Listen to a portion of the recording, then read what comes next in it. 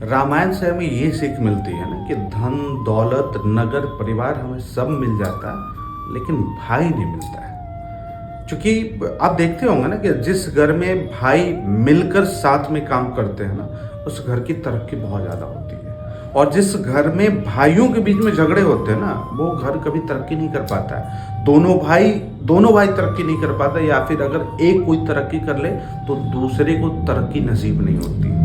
क्योंकि ये भाइयों का जो रिश्ता है ना, भाई का रिश्ता इसीलिए बनाया जाता है कि एक को अगर किसी के सपोर्ट की जरूरत पड़े तो जो पहला कंधा होता है वो भाई का होता है। और यही संदेश हमें राम और लक्ष्मण देते हैं, यही संदेश हमें कृष्ण और बलराम देते हैं। या फिर जिन भाइयों के बीच में झगड़े हुए, आप उनका उदाहरण देख लो, आप अंबानी परिवार को देख लो। धीरू भाई अंबानी ने क्या नहीं बनाया रिलायंस इंडस्ट्री को, लेकिन आज देख लो अनिल अंबानी का पोजीशन और मुकेश अंबानी का पोजीशन। अगर आज ये दोनों भाई साथ काम कर रहे होते तो मुझे नहीं लगता कि रिलायंस इंडस्ट्री से बड़ी इंडस्ट्री कोई इंडिया में तो नहीं होती और शायद दुनिया में भी नहीं होती।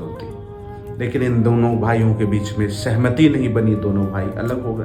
या फिर आप और किसी बड़े ऑर्गेनाइजेशन को देख लो, जहां भाइयों के बीच में अनबन होनी शुरू हो गई, वहां तरक्की कभी हो ही नहीं सकता। इसलिए मैं कहता हूं कि ठीक है, आपके भाइयों के बीच में कुछ कंफ्यूजन्स हो सकते हैं, किसी बात को लेकर मतभेद हो सकता है, लेकिन मनभेद नहीं होना चाहिए।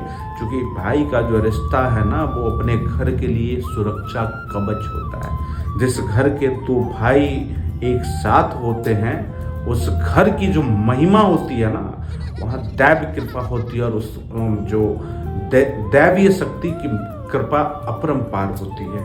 इसलिए कभी भी भाइयों को झगड़ना नहीं है। ठीक है, परेशानियां आएंगी, चुनौतियां आएंगी, सब कुछ होगा, कठिनाई आएंगी, लेकिन दो भाई जिस दिन मिलकर रहे, या जितने भी भाइयों में अगर एकता है, यूनिटी है, तो एक भाई जहां पे कमजोर पड़ेगा, दूसरा भाई उसको सहारा देगा। साला मुसीबत और चुनौतियों का औकात नहीं है कि उस घर में टिक पाएगा।